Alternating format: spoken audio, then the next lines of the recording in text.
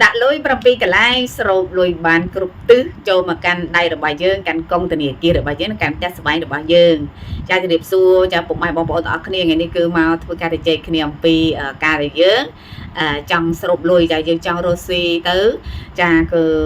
លក់ដាច់ចាហើយយើងមានលុយចូលចាហើយសម្រាប់អ្នកដែលថាខ្ញុំអត់រស់ស៊ីខ្ញុំមេផ្ទះចាតែយើងចង់ឲ្យស្វាមីរបស់យើងឬក៏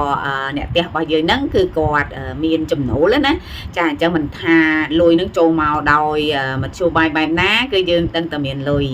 ចាអញ្ចឹងអ្នកនរគ្នាភាគច្រើនជាអាជីវកម្មចាយើងក៏ធ្វើវិធីបែបហ្នឹងហើយអ្នកដែលធ្វើការក៏អញ្ចឹងដែរនៅពេលដែលយើងដាក់អញ្ចឹងទៅលុយរបស់យើងគឺយើងគេថាចក្រវាលនឹងឲ្យសេណារីយ៉ូមកឲ្យយើងធ្វើសកម្មភាពហ្នឹងទទួលបានលុយចាហើយបើសិនជាក្មួយដែរខ្ញុំជាអ្នករៀនសូត្រទេអ្នកគ្រូតែធ្វើមិនទៅបានលុយដែរចាបាច់ខ្វល់ទេឲ្យតែធ្វើអញ្ចឹងទៅចានឹងបានលុយឯចាអញ្ចឹងយើងក៏ទៅអនុវត្តនៅវិធីនៅក្នុងការដាក់លុយដែរអ្នកគ្រូតែងតែធ្វើការចាដាក់បែបហ្នឹងទៅគឺទទួលបានលុយនេះគឺជាការ manifest គឺជាការជប់លុយគឺយើងបង្កើតនឹងញៀនលុយអ្នកនរគ្នាចាអញ្ចឹងញៀនលុយគឺចាលុយគេហៅថាលុយគឺពិតជាមានញៀនណាចាអញ្ចឹងស្អីក៏មានញៀនដែរចាអញ្ចឹងទាំងអស់ហ្នឹងគឺត្រូវការឲ្យយើងនៅស្និទ្ធស្នាលជាមួយគេត្រូវការឲ្យយើងនឹងនឹកគេត្រូវការឲ្យយើងហ្នឹងគឺផ្ដល់ភាពកក់ក្ដៅឲ្យគេមិនអញ្ចឹងហ៎ចាអញ្ចឹងបើយើងចង់កែប្រែស្ថានភាពហិរញ្ញវត្ថុរបស់យើងលុយរបស់យើងចាកុំឲ្យគេឃ្លៀតឆ្ងាយពីយើងហ្នឹងគឺយើងត្រូវអនុវត្តនៅវិធីធ្វើមិនឲ្យគេឲ្យគេហ្នឹងមកនៅក្បែរយើងអញ្ចឹងអ្នកគ្រូដាក់7កន្លែងហ្នឹងអ្នកអរគ្នាយកទៅធ្វើតាមទៅធានាថាអ្នកនរគ្នានឹងឃើញចំណូលរបស់យើងនឹងកាន់តែកើនឡើងចាអញ្ចឹងយើងទៅអនុវត្តទាំងអស់គ្នាតែមុននឹងទៅធ្វើការអនុវត្តគឺបងប្អូនថ្មីគេទៅមើលវីដេអូរបស់ខ្ញុំកុំភ្លេចចុច Subscribe Channel របស់ខ្ញុំហើយនឹងរត់ដើម្បីទទួលបានវីដេអូដែលខ្ញុំផុសទៅមុនគេអរគុណអ្នកនរគ្នាដែលបានធ្វើការគ្រប់គ្រងអញ្ចឹងយើងទៅធ្វើការជជែកគ្នាចានៅក្នុងការដាក់លុយ7កន្លែងទាំងអស់គ្នាចាកន្លែងទី1ដែលយើងត្រូវដាក់គឺតកតងទៅនឹងទូចាអញ្ចឹងទូអីក៏ដោយអ្នកនរគ្នាមានទូសិភៅចាអ្នកនរគ្នាមានទូខោអាវចាយើងមានទូចាដាក់សម្ភារៈទូតាំងអីផ្សេងចាឲ្យទៅទូចាហើយទូហ្នឹងគឺនៅក្នុងផ្ទះរបស់យើងនៅក្នុងបរិវេណបន្ទប់គេរបស់យើងក៏ដូចជាបន្ទប់ចានៅក្នុងផ្ទះរបស់យើងណាកន្លែងដែលមើលទៅគឺវានៅក្បែរខ្លួនយើងនឹងចាក្បែរផ្ទះសម្បែងរបស់យើងអញ្ចឹងលុយគឺជាធម៌ពលអ្នកនរគ្នាបើសិនជាអ្នកនរគ្នាដែលយើងរកអីអសល់យើងចេះតែអស់យើងចេះទូទាត់លុយអស់គឺអ្នកនរគ្នាចានឹងដាច់ញៀនលុយហ្នឹងហើយចាលុយទៅឆ្ងាយទៅគេលែងគេអត់បានអត់មានគ្នាគេនឹងអញ្ចឹងទៅគេអត់មកទៀតអញ្ចឹងអ្នកនរគ្នាក៏យកលុយមួយចំនួនដើម្បីយកទៅដាក់នៅក្នុងទូទាំងអស់ហ្នឹងចាអញ្ចឹងអ្នកនរគ្នាដាក់លុយហ្នឹងនៅក្នុងស្រោមសំបុត្ររបស់យើងចាហើយឬមួយក៏យើងដាក់នៅក្នុងអីក៏បានដែរអ្នកនរគ្នាឲ្យតែជាការដាក់លុយហ្នឹងឲ្យមានសុវត្ថិភាពចាអ្នកទាំងគ្នាដាក់លុយកដាស់បានក៏បានដែរទៅតាមចិត្តរបស់អ្នកទាំងគ្នាទៅតាមលទ្ធភាពដែលយើងមានចាអញ្ចឹងមិនថាអ្នកគ្រូខ្ញុំមានចា1000រៀលចាដាក់1000ក៏បានយើងដាក់ប្រហែលក៏បានដាក់10000ក៏បានដាក់20000ក៏បាន50000ក៏បានដាក់$10 $20 $100ចាអញ្ចឹងយើងដាក់ទៅ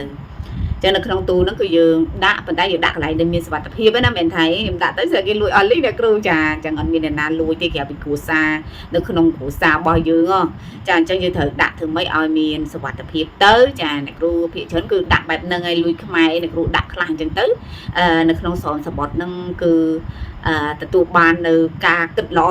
ធម្មតាពេលដែលយើងមានចិត្តថាខ្ញុំមានលុយដាក់នៅកន្លែងនេះគឺមានអារម្មណ៍ស្នុកស្ដំចាហើយលុយក៏គេហៅមកហើយពីចាកន្លែងដែលយើងត្រូវដាក់គឺ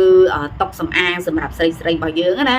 ចាអញ្ចឹងតុសម្អាងអញ្ចឹងតុសម្អាងយើងគឺយើងមានកញ្ចក់ចាយើងមានថតណាថតកន្លែងសម្អាងរបស់យើងចាកន្លែងសម្អាងហ្នឹងគឺសំខាន់ដោយសារអីយើងទៅសម្អិតសម្អាងទាំងប្រុសទាំងស្រីចាយើងទៅសិតសក់យើងទៅតុបតែងយើងទៅឆ្លោះអញ្ចឹងអ្នកនរគ្នាគឺយកលុយហ្នឹងទៅដាក់នៅក្នុងទូសម្អាងហ្នឹងគឺក្រោយកញ្ចក់ក៏បានដាក់នៅកន្លែងចិត្តនៅទូហ្នឹងក៏បានដែរចាអញ្ចឹងអ្នកនរគ្នាដាក់ហើយយើងនឹងមានអារម្មណ៍ពេលដែលយើងឆ្លងកញ្ចក់យើងដឹងថាយើងមានអារម្មណ៍មួយគិតថាលុយយើងនៅកន្លែងហ្នឹងចាចឹងអ្នកនរគ្នាដាក់ម៉ានដាក់ទៅគឺដាក់នៅក្នុងចំនួនមួយដែលយើងដើម្បីតែស្រូបលុយឯងមិនមែនដាក់អីដល់ថ្នាក់រាប់ម៉ឺន$ដែលធ្វើឲ្យมันមានសុវត្ថិភាពនោះទេចាអញ្ចឹងយើងដាក់ទៅ ចាអ្នកទាំងគ្នានឹងមានអារម្មណ៍ប្លែកចាមានអារម្មណ៍ថាសុបាយចិត្តណាព្រោះពេលសិតសក់សិតអីចឹងយើងអាចទៅលេខឃើញលុយរបស់យើងឬមួយក៏យើងអត់ក៏លេខលុយទេប៉ុន្តែនៅក្នុង mindset ក្នុងផ្នត់គំនិតរបស់យើងណាក្នុងអារម្មណ៍របស់យើងគិតថាលុយនៅនឹងចាលុយរបស់យើងនៅកន្លែងហ្នឹងចាអញ្ចឹងនោះហើយគឺជាអារម្មណ៍ស្នុកស្ដំអារម្មណ៍ដែលយើងសប្បាយចិត្តដែលយើងអាចទាក់ទាញនៅញៀនលុយចូលមកកាន់ជីវិតរបស់យើងបានហើយនឹងទី3គឺក្បាលក្រែចាអញ្ចឹងក្បាលក្រែរបស់យើងអ្នកទាំងគ្នាច្រើនតាអ្នកណាដែលមានប្រើក្បាលក្រែចាដែលមានថតណាចាអញ្ចឹងយើងយកទៅដាក់កន្លែងហ្នឹងចាហើយបើអត់មានទេចាអ្នកទាំងគ្នាដាក់នៅមានគេមានតុកហើយយើងមានតុកនៅកន្លែងក្បាលក្រែមួយអញ្ចឹងយើងមានទូប្រអប់មួយដាក់នៅក្បាលក្រែអញ្ចឹងយើងដាក់ចាបើអត់ទេយើងដាក់ក្រោមខ្នើយទៅចាអញ្ចឹងកាលណាយើងយកលុយដាក់សូនស្បត់ឲ្យស្អាតទៅយើងដាក់កន្លែងហ្នឹងពេលដែលអ្នកគ្នាដាក់កន្លែងហ្នឹងទៅអ្នកទាំងគ្នានឹងមានអារម្មណ៍ថានៅពេលដែលយើងគេងចាទៅគិតក្រែរបស់យើងអញ្ចឹងយើងត្រូវការសម្រាកពេលដែលយើងសម្រាកជាមួយនឹងអារម្មណ៍គិតថាអូលុយនៅកន្លែងហ្នឹងចាអញ្ចឹងយើងមានអារម្មណ៍មិនដែរអ្នកទាំងគ្នាចាយើងនឹងសប្បាយចិត្តយើងគេងយើងសម្រាកទៅ